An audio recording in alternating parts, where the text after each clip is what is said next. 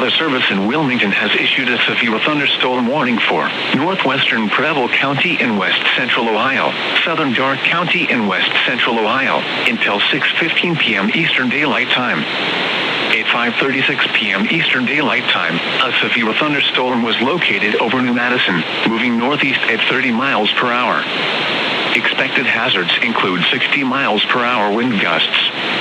This is a radar-indicated threat. The following impacts are expected. Expect damage to trees and power lines.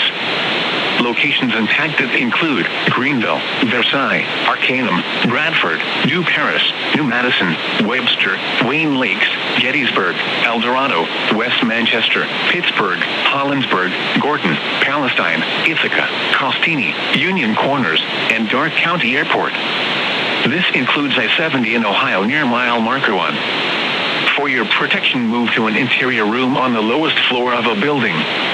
To report severe weather, go to our website at weather.gov/ILN and submit your report via social media when you can do so safely. Repeating, a severe thunderstorm warning has been issued until 6:15 p.m. Eastern Daylight Time for the following counties in Ohio: Preble and Darke.